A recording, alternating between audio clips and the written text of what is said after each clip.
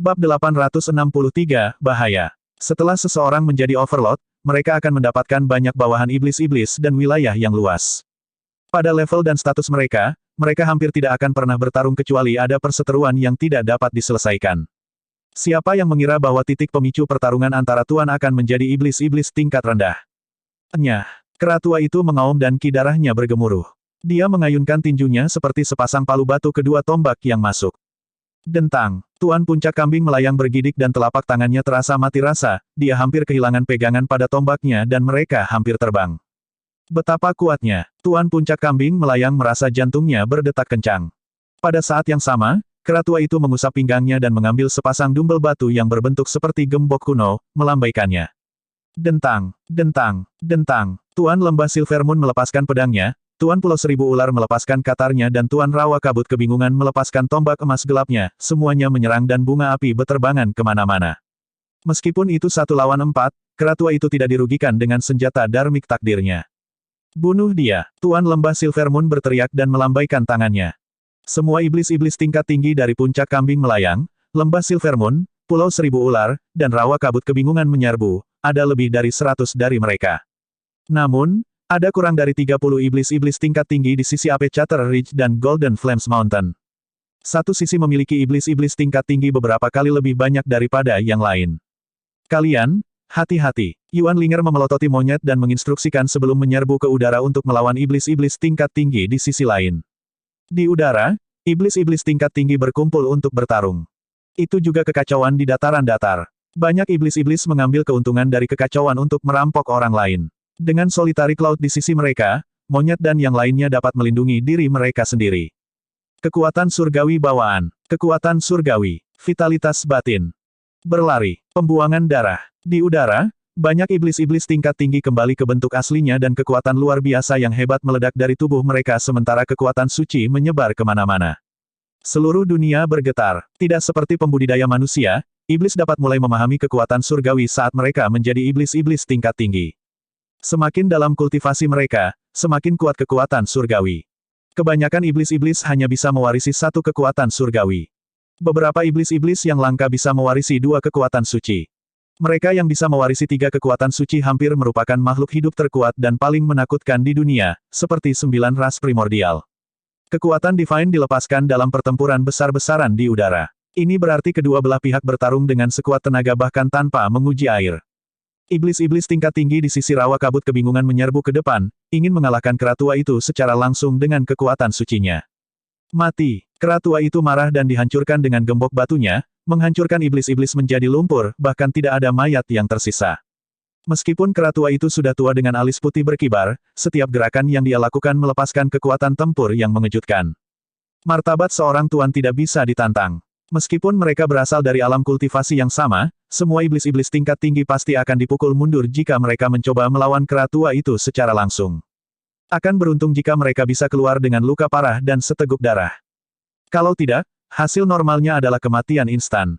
Selama periode waktu yang singkat ini, sudah ada hampir 10 iblis-iblis tingkat tinggi yang mati di tangan kera tua. Darah mewarnai langit merah. Hanya penguasa Puncak Kambing melayang, Lembah Silvermoon, Pulau Seribu Ular, dan Rawa Kabut Kebingungan yang bisa melawan kera tua. Hahaha, luar biasa. The Overlord of Golden Flames Mountain melambaikan tombak hitamnya yang besar dan bermata 3 yang berlumuran darah dan tertawa terbahak-bahak. Saudaraku, kamu benar-benar sesuatu. Para penguasa Puncak Kambing melayang, Lembah Silvermoon, Pulau Seribu Ular, dan Rawa Kabut Kebingungan saling bertukar pandang. Akhirnya, mereka menyadari sesuatu. Mereka semua telah meremehkan kekuatan tempur kera tua itu. Kera tua yang tampak seperti berada di usia senja ini masih menjadi tuan yang paling menakutkan di antara 7 dari mereka. Bahkan keempat tuan merasa cemas saat melihat iblis-iblis tingkat tinggi mereka binasa satu demi satu.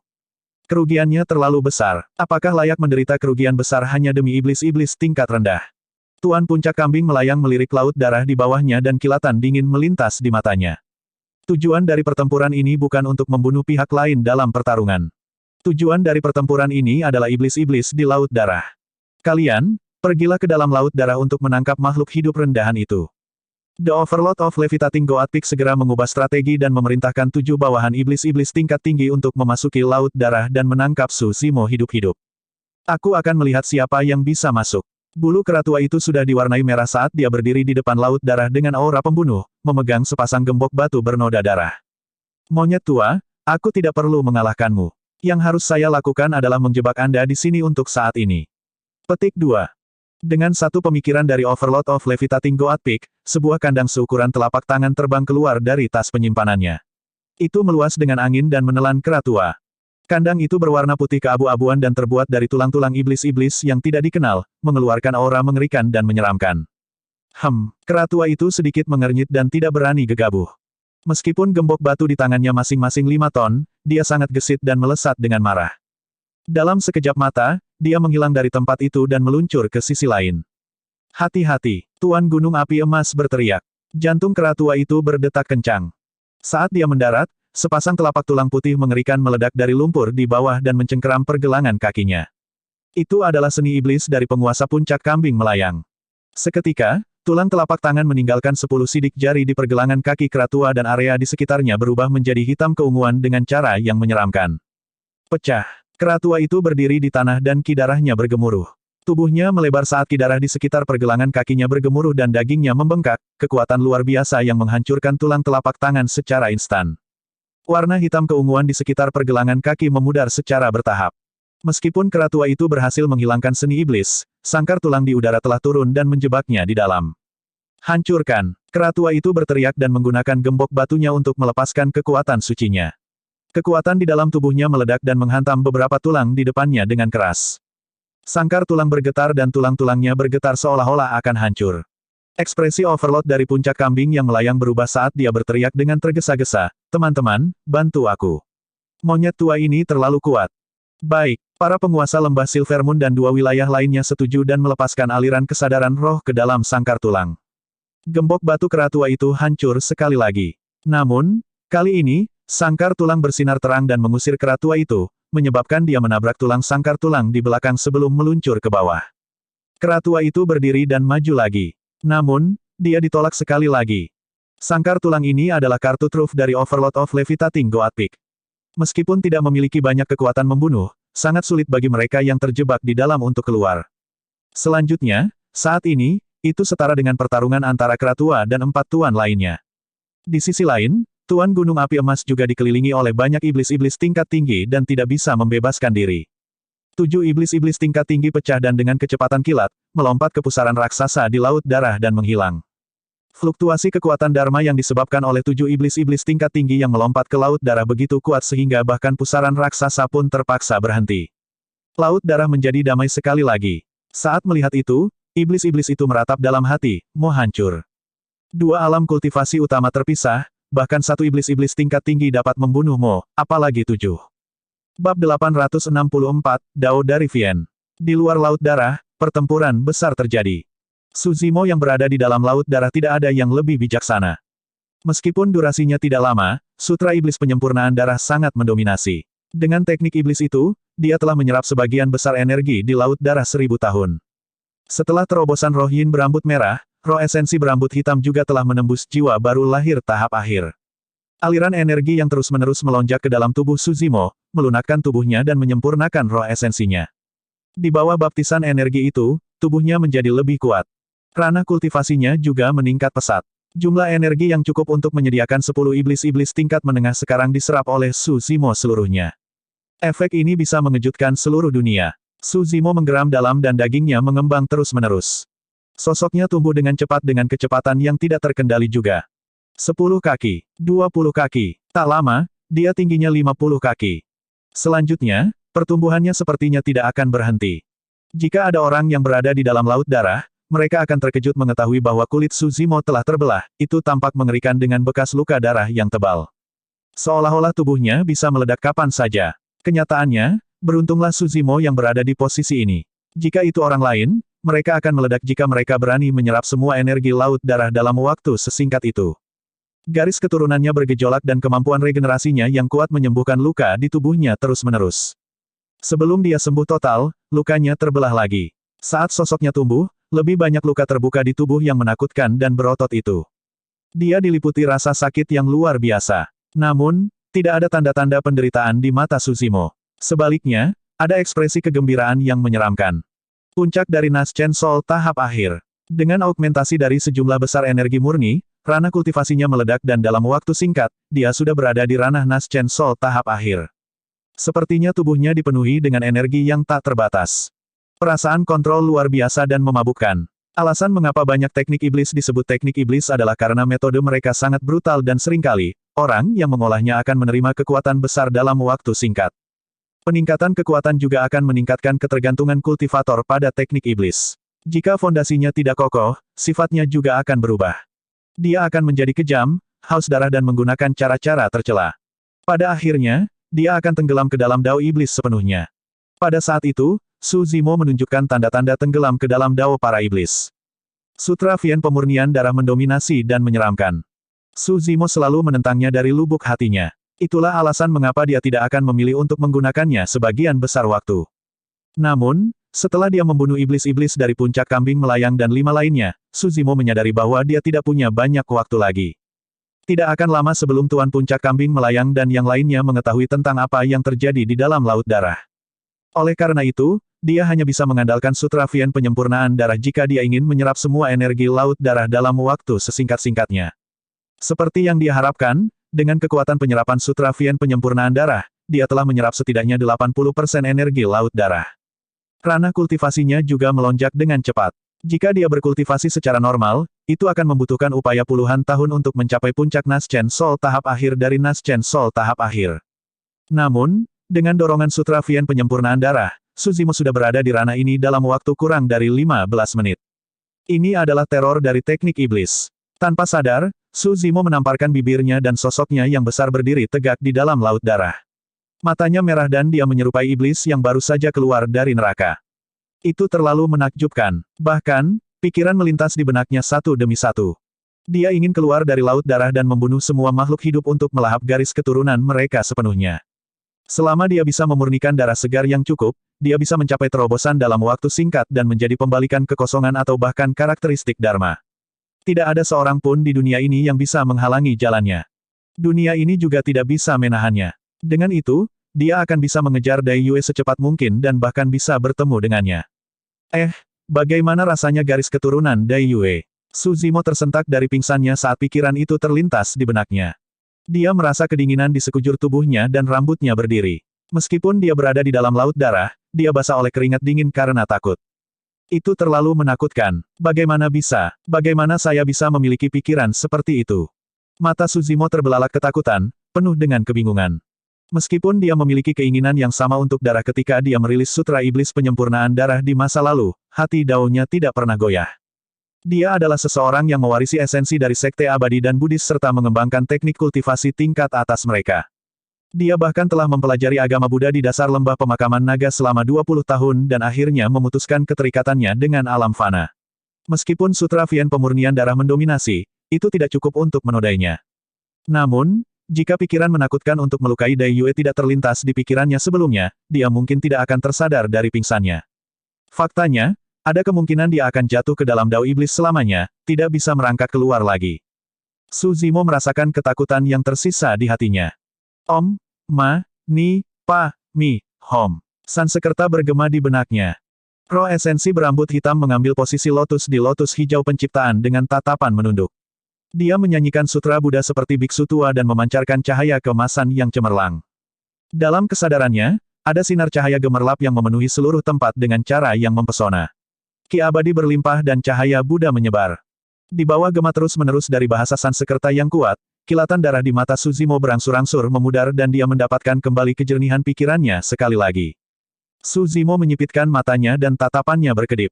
Sebelumnya, apakah dia berubah karena dia terlalu sering merilis Sutra Vien pemurnian darah dan semuanya terakumulasi sampai saat ini?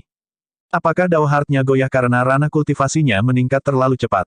Atau karena alasan lain? Su Zimo sedikit menunduk dan melihat laut darah yang tak berdasar dan mengerikan di bawahnya. Tiba-tiba, wajah manusia berwarna darah melintas di matanya sekali lagi. Wajah itu tampak seperti sedang tersenyum padanya. Aura menyeramkan dan menakutkan yang bisa membuat tulang punggung seseorang merinding menyebar ke seluruh laut darah. Su Zimo mengangkat kepalanya. Tiba-tiba, dia mendengar aktivitas yang datang dari permukaan laut. Gedebuk, gedebuk. Setelah suara percikan, 7 sosok terjun ke laut darah. Mereka memancarkan aura yang sangat mendominasi dan melesat ke arahnya. Ini adalah iblis-iblis tingkat tinggi. Su Zimo merasakannya dan terkejut. Dia bisa melihatnya dengan jelas, 7 iblis-iblis tingkat tinggi seharusnya berasal dari puncak kambing melayang, tidak satupun dari mereka berasal dari Ape Chatter Ridge atau Golden Flames Mountain. Ini besar. Tidak butuh waktu lama bagi Su Zimo untuk menyadari bahwa sesuatu yang besar pasti telah terjadi di luar Laut Darah. Apa yang harus dia lakukan? Pikiran Su Zimo berputar saat ketujuh sosok itu mendekat dengan cepat. Meskipun dia memiliki banyak kartu truf, dia hampir tidak memiliki apapun yang dapat menimbulkan ancaman yang tepat bagi iblis-iblis tingkat tinggi. Meskipun Baren of the Mystic Classic of the 12 Demon Kings of the Great Wilderness dapat mempengaruhi iblis-iblis tingkat tinggi, itu tidak terlalu penting. Dia hanya memahami puncak gunung es untuk Baren dan belum menyadari esensi sejatinya. Bahkan jika dia melepaskannya melawan iblis-iblis tingkat tinggi dari jarak dekat, dia hanya akan mengurangi rentang hidup mereka dengan kecepatan 100 tahun per nafas. Untuk iblis-iblis tingkat tinggi yang rentang hidupnya mencapai 10.000 tahun, 100 napas per napas tidak banyak. Namun, iblis-iblis tingkat tinggi ini bisa membunuhnya 10 kali dalam satu nafas. Bab 865, Gelembung di Laut Darah. Melarikan diri. Itu satu-satunya kesempatannya untuk bertahan hidup. Perbedaan kekuatan antara dua alam kultivasi sangat besar. Teknik melarikan diri biasa tidak akan berguna melawan pengejaran iblis-iblis tingkat tinggi, dia hanya bisa bertahan jika dia melepaskan Blood Escape. Saat itu, Su Zimo menyapu pandangannya dan melihat gambar yang meresahkan. Satu demi satu, gelembung raksasa muncul dari kedalaman Laut Darah. Seolah-olah makhluk hidup bersembunyi di kedalaman laut yang gelap dan baru saja menghela nafas. Meskipun 7 iblis-iblis tingkat tinggi yang memasuki laut juga melihatnya, tidak satupun dari mereka yang mengingatnya. 7 dari mereka mengelilingi Su Zimo di tengah tanpa ekspresi dengan tatapan dingin seolah-olah mereka sedang melihat orang mati. Gelembung raksasa yang muncul dari dasar laut melayang. Beberapa dari mereka melewati Su Zimo tetapi beberapa dari mereka menelan 7 iblis-iblis.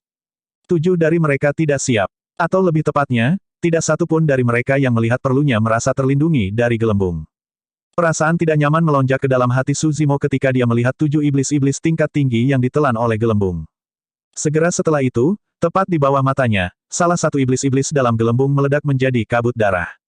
Set, Su Zimo melompat kaget dan hampir menelan air laut di sekitarnya. Dia sudah mati. Iblis-iblis tingkat tinggi yang kekuatannya setara dengan karakteristik Dharma umat manusia dihancurkan bersama dengan roh esensinya tepat di depan Su Zimo. Awalnya, gelembung raksasa itu transparan. Namun, pada saat itu, gelembung itu diwarnai merah dengan darah yang keluar dari tubuh iblis-iblis. Gelembung berwarna darah tidak meletus dan terus melayang ke atas. Su Zimo merasa lehernya kaku dan anggota tubuhnya menjadi dingin. Rasa dingin menjalari tulang punggungnya bersama dengan merinding. Uff, uff, uff. Segera setelah itu, Su Zimo mendengar ledakan. Ledakan itu terdengar seperti tanda kematian dan membuatnya bergidik. Satu kemungkinan terlintas di benak Su Zimo saat dia menahan napas dan berbalik perlahan. Meskipun dia siap untuk itu, jantungnya berdetak kencang dan pupil matanya mengerut. Cukup benar, 6 iblis-iblis tingkat tinggi yang awalnya mengelilinginya telah menghilang, meninggalkan 6 gelembung berwarna darah yang melayang perlahan ke atas. Mereka semua mati. 7 iblis-iblis tingkat tinggi baru saja memasuki laut darah tetapi dihancurkan bersama dengan roh esensi mereka oleh gelembung raksasa yang tidak diketahui ini. Ketakutan yang luar biasa memenuhi pikirannya. Di jalur kultivasi Su Zimo, dia bangkit dari bawah dan mengalahkan semua teladan di jalannya. Dia mengalahkan musuh yang kuat dan tak tertandingi dalam ranah kultivasi yang sama.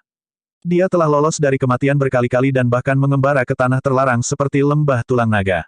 Namun, dia belum pernah merasakan ketakutan seperti itu sebelumnya. Apakah itu kebetulan murni bahwa gelembung itu melewatinya sebelumnya? Su Zimo tidak berani melanjutkan pemikiran itu. Setelah jeda singkat, dia melesat menuju permukaan laut dalam sekejap. Langit di atas laut darah. Para penguasa puncak kambing melayang, lembah Silvermoon, Pulau Seribu Ular, dan rawa kabut kebingungan mengilhami sangkar tulang pada saat yang sama untuk menjebak Keratua. Keratua itu bertarung dengan kekuatan penuhnya tetapi tidak bisa melepaskan diri. Keempat tuan tidak bisa melukai Keratua yang berada di dalam sangkar tulang juga.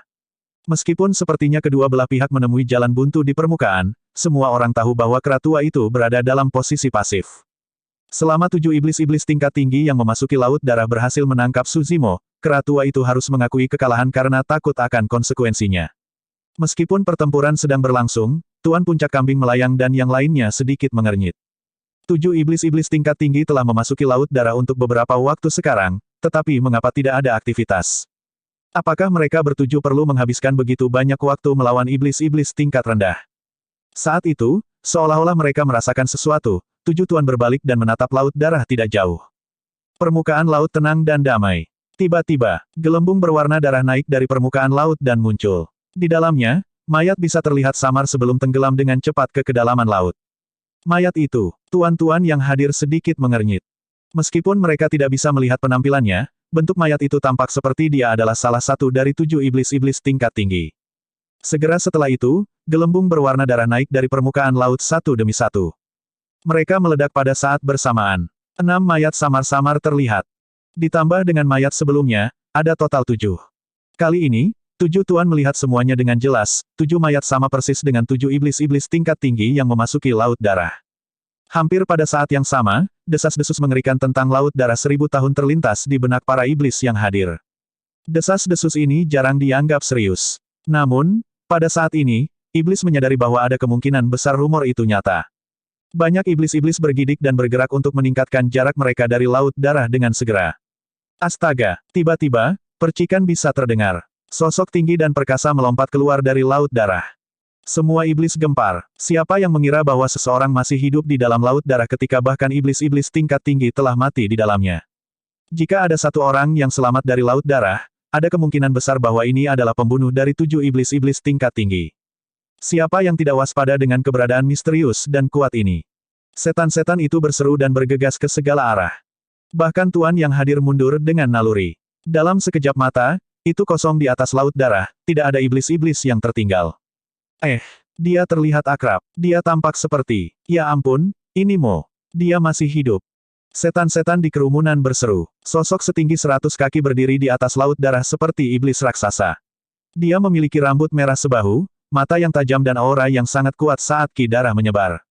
Meskipun tubuhnya mengalami transformasi yang signifikan, tidak ada keraguan dari penampilannya bahwa dia adalah Mo. Para iblis langsung mengenalinya. Para penguasa puncak kambing melayang dan wilayah lainnya memiliki ekspresi serius dan tidak langsung menyerang. Mereka tidak bisa melihat siapa Mo sebenarnya dan seberapa kuat sebenarnya dia. Satu demi satu, kesadaran roh melesat. Tak lama kemudian, iblis-iblis itu memindai kultivasi Suzimo. Meskipun ranah kultivasinya meningkat, dia masihlah iblis-iblis tingkat rendah. Overlord of Levitating God Peak dan wilayah lainnya bertukar pandang dan tersadar dari pingsan mereka tak lama kemudian. Mo seharusnya tidak ada hubungannya dengan kematian 7 iblis-iblis tingkat tinggi. Mungkin karena keberuntungan dia bisa keluar dari laut darah hidup-hidup. Alasannya adalah karena mereka melihat sedikit kepanikan dan ketakutan di mata Suzimo.